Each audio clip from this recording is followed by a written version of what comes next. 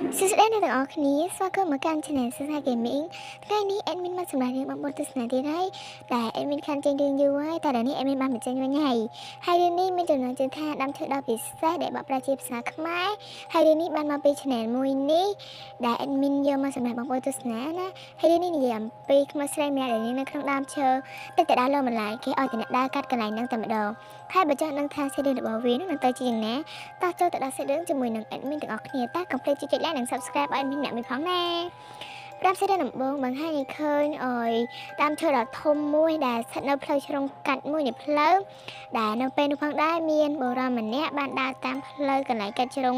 តាមឈើធំហ្នឹងណាគាត់ដើរសុកម្នាក់ឯងស្ងាត់ជ្រងំគ្មានមនុស្សបីតែម្នាក់ពេលយប់អញ្ចឹងមានអ្នកគេដើរទេមានតែគាត់នឹងឯងគាត់អត់បានដឹងថាដើមឈើនោះមានអ្វីនោះទេគាត់ដើរសុកគាត់ក៏បានមានអារម្មណ៍ថាប្លែក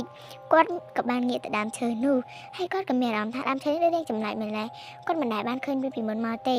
ហើយគាត់ក៏មានចម្ងល់យ៉ាងខ្លាំងជាមួយនឹងដើមឈើនេះគាត់ឆ្ងល់ខ្លាំងណាស់គាត់មិនបង្អង់ពេលយើងនោះទេគាត់ក៏បានដើរទៅមើលដើមឈើនោះថាវាមានអាកប្បកិរិយាអ្វីប្លែកដើមឈើមានអាកប្បកិរិយាបន្ទាប់មកទៀតគាត់ក៏បានដើរទៅមើលទៅក៏បានប្រទះឃើញសំណែនដែលគេសែនអ្វីម្យ៉ាងគាត់នឹងឆ្ងល់ខ្លាំងណាស់ថាគេសែនអ្វីគេសែនដើមឈើនេះមែនតែដើមឈើនេះមានអ្វីប្លែកទៅហេតុអីបានជាគេយកសំណែនយ៉ាងមិនសាច់ដូចនេះគាត់ឆ្ងល់ខ្លាំងណាស់គាត់ក៏បានដើរទៅមើលឲ្យជិតបន្តិចគាត់ក៏បានសម្លឹងមើលដើមឈើនោះតាំងពីដើមរហូតដល់ចុងដើមឈើដែលស្ថិតនៅខាងលើខ្ពស់បំផុតហើយដើមឈើនេះទំនងជាដើមឈើបុរាណដែលបានសល់មកដល់បច្ចុប្បន្ននេះឯងដែលវានឹងគួរឲ្យខ្លាចខ្លាំងមែនតើហើយគាត់មើលហើយគាត់ក៏បានសន្និដ្ឋានថាដើមឈើនេះប្រហែលជាដើមឈើចាស់បុរាណហើយអញ្ចឹងគេយកសំណែនដូចនេះប្រហែលជាមានអ្នកកាន់បើរ៉ាប់អ្នកនឹងនិយាយហើយគាត់ក៏បានរៀបចំខ្លួនដើម្បីដើរចេញពីទីនោះក៏ប៉ុន្តែគាត់មិនទាន់បាននឹងចេញផងគាត់ក៏បានប្រទះឃើញក្មេងស្រីម្នាក់កំពុងតែអង្គុយស៊ីសំណែននោះយ៉ាងគួរឲ្យខ្លាចបុរសម្នាក់នោះគាត់ភ្ញាក់ផ្អើលខ្លាំងណាស់ក្មេងស្រីនោះវាក៏បានងាកមកមើលមុខបុរសម្នាក់នោះគ្រាន់តែសាមណៃគួរឲ្យខ្លាចបុរសម្នាក់នោះឃើញហើយគាត់មិនអាចនៅបានទីនោះទេគាត់ក៏បានរត់ចេញពីកន្លែងនោះយ៉ាងឆាប់រហ័សហើយហេតុការណ៍ខ្មោចឡងនេះគឺជាហេតុការណ៍ដ៏សាហាវមួយដែលបានកើតឡើងចំពោះបុរសម្នាក់នេះឯងនៅពេលល្ងាចស្អែកនៅផ្ទះរបស់ទូស្រីរបស់យើងដែលនេះមានឈ្មោះថាគីសាម្ដាយរបស់នាងកំពុងតែធ្វើនំអ្វីម្យ៉ាងគាត់ក៏បានហៅគីសាឲ្យយកនំយកទៅឲ្យគេតែគីសានាងកំពុងតែគេងមើលទៅរទួលរឿងអនិមេរបស់នាងហើយនាងក៏បានប្រាប់ទៅម្ដាយរបស់នាងវិញថាខ្ញុំទៅលើឲ្យម៉ាក់ចាំពីផ្លែតរួចនាងក៏បានចុះពីលើផ្ទះទៅរកម្ដាយរបស់នាងម្ដាយរបស់នាងក៏បានប្រាប់ថា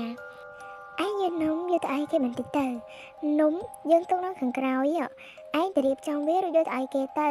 ដោយសារតែវានៅឆ្ងាយពេកយើងខ្ជិលជីកង់ខ្លាំងណាស់ហើយណាមួយឯងជាស្រួលណាយើងគិតថាឯងមកវិញប្រហែលជាយប់ហើយដោយសារអីពេលនេះល្ងាចទៅហើយផ្ទះគេតំណែងនៅឆ្ងាយទៀតតែឯងជីតាមផ្លូវកុំជីតាមផ្លូវចំកាសនោះណាឯងជីតាមផ្លូវត្រង់មកហើយនាងក៏បានយល់ព្រមតាមម្ដាយរបស់នាងតែផ្លូវចំកាសនោះមានហេតុការអីទៅបានជាម្ដាយរបស់គីសាមិនឲ្យគីសាជីតាមផ្លូវនោះគីសានាងក៏បានរៀបចំអីវ៉ាន់ហើយនាងក៏បានជីកង់យកទៅឲ្យគេទៅម៉ែអ្នកទាំងអស់គ្នានាងជីកង់មកគឺយប់មែននាងជីកង់នៅផ្លូវស្ងាត់ម្នាក់ឯងជីយឺសន្សឹមនាងក៏បានជីទៅដល់ផ្លូវឡើងទៅកន្លែងជ្រុងកាត់តែម្ដាយរបស់នាងហាមខ្លាំងណាស់មិនឲ្យនាងជីតាមផ្លូវនោះទេនាងមានចិត្តឆ្ងល់ហេតុអីក៏ម្ដាយរបស់នាងហាមផ្លូវនេះអញ្ចឹងនាងចង់សាជីផ្លូវនេះម្ដងតែមានរឿងហេតុអីទៅបានជាម្ដាយរបស់នាងហាមមិនឲ្យនាងជីតាមផ្លូវនេះឲ្យនាងជីតាមផ្លូវត្រង់ទៅវិញនាងគិតហើយនាងក៏បានជីឡើងទៅតាមផ្លូវហ្នឹងមែនបើចង់ដឹងថាជាមួយតែនាងបានជួបអីខ្លះនោះទៅតាមដានបន្តទៀតនាងក៏បានជីឡើងទៅតាមផ្លូវហ្នឹងនាងជីទៅយ៉ាងស្ងាត់តែម្ដងតែនៅកន្លែងហ្នឹងមានផ្ទះអ្នកទាំងអស់គ្នាហើយនៅកន្លែងដែលមានខ្មោចឡងហ្នឹងគឺជាកន្លែងជ្រុងកាត់ផ្លូវដែលវាស្ងាត់ខ្លាំងមែនទែនមានផ្ទះនៅកន្លែងហ្នឹងទេនាងជីសន្សឹមក៏បានទៅដល់កន្លែងផ្លូវជ្រុងកាត់ហ្នឹងបានគ្រាន់តែនាងជីទៅដល់ភ្លាមមាននារីម្នាក់អង្គុយនៅទីនោះដូចជាចាំនាងអញ្ចឹងដែរក៏ប៉ុន្តែគីសានាងក៏បានចាប់អារម្មណ៍មើលនាងក៏បានឆ្ងល់យ៉ាងខ្លាំងហេតុអីយកថ្មនេះហើយបែរជានារីម្នាក់នោះទៅអង្គុយនៅម្នាក់ឯងអញ្ចឹងមិនខ្លាចមានចោលមកទីនេះធ្វើអីគីសានាងបានតែត្រឹមឆ្ងល់នាងមិនហ៊ានចូលទៅសួរស្ត្រីម្នាក់នោះទេហើយនាងក៏បានជិះទៅបន្តទៀតទៅយ៉ាងដែលនាងមិនបានដឹងនោះទេថាស្ត្រីម្នាក់នេះជានរណានាងក៏បានជិះកង់បន្តដំណើររបស់នាងដើម្បីទៅមុខតទៀតនាងជិះដល់ផ្លូវជ្រុងកាត់ហ្នឹង ទាំងមានចិត្តភ័យបន្តិចដែរស្រាប់តែនាងជីសុកនាងក៏បានឈប់ពីព្រោះស្ត្រីដែលនាងបានឃើញនឹងគឺកំពុងតែឆ្លើយនៅពីមុខនាងនឹងឯងនាងភ័យខ្លាំងណាស់ហើយនាងទើបដឹងហើយថាស្ត្រីម្នាក់នោះមិនមែនជាមនុស្សនោះទេស្ត្រីម្នាក់នោះគឺជាខ្មោចដែលកំពុងតែលងនៅនាងឯងនាងក៏ភ័យយ៉ាងខ្លាំងតែស្ត្រីម្នាក់នោះឈរនៅពីមុខនាងហើយបានខ្នងដាក់នាងទៀតផងពេលស្ត្រីនោះងាកមកមានមកគួយខ្លាចតែម្ដងដែលធ្វើឲ្យគីសានាងភ័យនាងមិនហ៊ានបើកភ្នែកមើលនោះទេហើយនាងក៏បានជិះកង់ទៅហួសកន្លែងដែលខ្មោចនោះលងតែម្ដងទៅនៅផ្ទះរបស់នាងពេលយប់ម្ដាយរបស់នាងកំពុងតែជួយចាំគីសាត្រឡប់មកវិញដោយយប់ច្រើនណាស់ទៅហើយគីសានៅជាមកយូរដល់ហើយគាត់កំពុងតែជួយចាំហើយកំពុងតែគិតថាតិចលោគីសាមានរឿងអ្វីទៅមួយសន្ទុះក្រោយមកគីសានាងក៏បានជិះកង់មកដល់កន្លែងម្ដាយរបស់នាងហើយនាងក៏ជិះមករៀងត្រហេបត្រោះបន្តិចដែរនាងក៏បានប្រាប់ទៅម្ដាយរបស់នាងរឿងសពគ្រប់ទាំងអស់ថានាងបានជិះទៅផ្លូវជ្រុងកាច់នោះហើយនាងបានជួបរឿងហេតុអ្វីខ្លះទៅម្ដាយរបស់នាងហើយនាងឆ្ងល់ណាស់ហេតុអីបានជាម្ដាយរបស់នាងដឹងកន្លែងហ្នឹងថាមានខ្មោចឡងម្ដាយរបស់នាងក៏បានហៅនាងចូលផ្ទះសិនមកទៅនាងដូចជាហត់ណាស់ហើយចាំគាត់និយាយរឿងឲ្យប្រាប់ម្ដាយរបស់គីសាចាប់ផ្ដើមនិយាយរឿងថាមូលហេតុដែលដើមឈើនៅជ្រុងកាច់ផ្លូវនោះមានខ្មោចនៅគឺដោយសារកាលពីប្រហែលខែមុនមានគិតកម្មដ៏សាហាវមួយដែលបានកើតឡើងទៅលើស្ត្រីម្នាក់ដែលត្រូវបានមានគូសង្សាររបស់នាងសម្រាប់នាងហើយយកនាងយកមកកប់នៅទីនេះតែម្ដង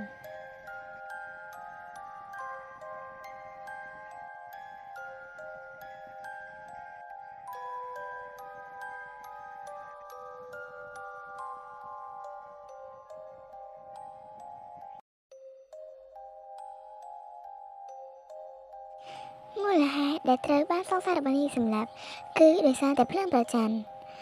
តែប៉ុណ្ណោះទើបធ្វើឲ្យសង្សាររបស់នាងហ៊ានលើកឡើងសម្លាប់នាងហើយក៏បានយកសាកសពរបស់នាងយកមកកប់នៅទីនេះតែម្ដងទៅ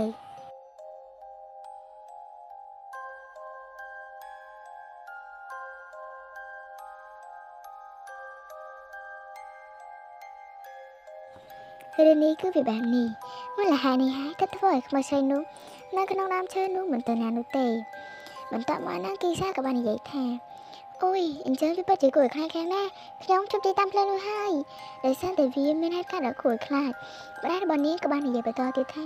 ហើយនាងកំពុងតែនៅរមុខអ្នកដែលសម្លាប់នាងនៅឡើយទេដោយអ្នកដែលសម្លាប់នាងនោះគឺថាមិនទាន់បានមកអឺតកន្លែងដែលកັບសាប់នាងទៅបីតែបន្តិចផងយប់បន្តទៀតបរិយាម្នាក់ក៏បានជិះឡានមកដល់ផ្លូវកន្លែងជ្រុងកាច់ដើមឈើនេះឯងគ្រាន់តែគាត់ជិះមកដល់កន្លែងដើមឈើនេះភ្លាមឡានរបស់គាត់ដូចជាមានបញ្ហាបើមិនចង់ទៅមុខនោះទេហើយគាត់ក៏បានជក់មើលវាបន្តិចតាមពិតទៅឡានរបស់គាត់គឺថាខូចគ្រឿងនៅក្នុងឡាននឹងតែម្ដងគាត់ក៏កំពុងតែត្អូញថាហេតុអីមិនត្រូវខូចឡាននៅផ្លូវស្ងាត់បែបនេះវាពិតជាគួរឲ្យខ្លាចខ្លាំងណាស់គាត់និយាយគាត់ក៏បានមានអារម្មណ៍ប្លែកគាត់ក៏បានកលេចទៅមើលដើមឈើនឹងយ៉ាងធំហើយគាត់ចាប់ផ្ដើមព្រឹសសម្បោរបន្តិចម្ដងហើយគាត់មានអារម្មណ៍ថានៅជុំវិញខ្លួនរបស់គាត់នេះដូចជាអាកាសធាតុដូចជាមិនស្រួលសោះខ្យល់បក់មកល្វើយត្រជាក់ខ្នងគាត់ដល់ហើយគាត់ក៏បានបិទភ្នែកដោយសារតែគាត់មានអារម្មណ៍ថាត្រជាក់ខ្នងខ្លាំងណាស់ហើយគាត់ក៏បានយកទូរស័ព្ទខលដើម្បីឲ្យគេមកជួយគាត់ដោយសារតែគាត់មិនអាចបើកឡានទៅមុខបានទេក៏ប៉ុន្តែគ្មានអ្នកណាលើកទូរស័ព្ទគាត់នោះសោះគាត់តែម្ដងហើយម្ដងទៀតក៏គ្មានអ្នកលើកគាត់មានអារម្មណ៍ថាមានអ្នកណាម្នាក់កំពុងតែនៅពីក្រោយគាត់តែគាត់មិនហ៊ានងាកមើលនោះទេដោយសារតែគាត់បានដឹងយ៉ាងច្បាស់ថានេះមិនមែនជាមនុស្សឡើយគាត់ក៏បានក្រឡេកទៅមើលដើមឈើនោះបន្តិចហើយគាត់ក៏បានប្រទះឃើញនារីម្នាក់ឈរនៅកន្លែងដើមឈើនេះឯងគាត់ឃើញនារីម្នាក់នោះភ្លាមគាត់សប្បាយចិត្តខ្លាំងណាស់ដោយសារតែនៅទីនេះគឺមានមនុស្សដែលអន្តើគាត់ក៏បានដើរទៅរកនារីម្នាក់នោះដើម្បីឲ្យនាងនឹងជួយគាត់ដោយសារតែនាងនឹងប្រហែលជាអ្នកភូមិនេះហើយឲ្យនាងនឹងដើម្បីសួររកកន្លែងណាដែលមានចចូលឡានណាបុរសនោះក៏បានហៅនាង3ម្ដងហើយនាងមិនងាកមកសោះគាត់ចាប់ដើមចម្លែកគាត់ក៏បានហៅនាងម្ដងទៀតហើយគាត់ក៏បានធ្វើជាលើកដៃលើកជើងក្រែងលោនាងមិនលឺក៏ប៉ុន្តែនាងនៅតែមិនងាកមកបុរសម្នាក់នោះគេថាប្រហែលជានាងថ្លង់ហើយមើលទៅបានជាគាត់ហៅនាងមិនលឺដូចនេះគាត់អស់ជំរឿហើយគាត់មានតែត្រឡប់ទៅវិញនឹងឯង គាត់ក៏បានត្រឡប់ទៅក្នុងឡានរបស់គាត់វិញហើយគាត់ក៏បានរកវិធីបន្តទៀតគាត់ចតឡាននៅកណ្ដាលផ្លូវយ៉ាងស្ងាត់ម្នាក់ឯងគ្មានមនុស្សណាហ៊ានដើរកាត់ផ្លូវនេះនោះទេដោយសារតែពួកគេខ្លាចគាត់អង្គុយចុចទូរស័ព្ទសុកសុកស្រាប់តែមានសំឡេងយ៉ាងក្រលួសសួរគាត់ថាតែឡានពូកាត់អីនៅក្បែរត្រចៀកគាត់ខ្លាំងមែនតើគាត់ក៏បានងាកទៅមើលនៅអ្នកណាដែលនៅជិតគាត់នេះឯងគ្រាន់តែគាត់ងាកទៅមើលគឺជាក្មួយស្រីហ្នឹងដែលកំពុងតែអង្គុយនៅជិតគាត់បុរសម្នាក់នោះញាក់បាល់ខ្លាំងណាស់គាត់គឺភ័យខ្លាំងមែនទែនហើយរឿងរបស់យើងក៏បានកាត់បញ្ចប់ត្រឹមតែប៉ុណ្្នេះតែម្ដងទៅ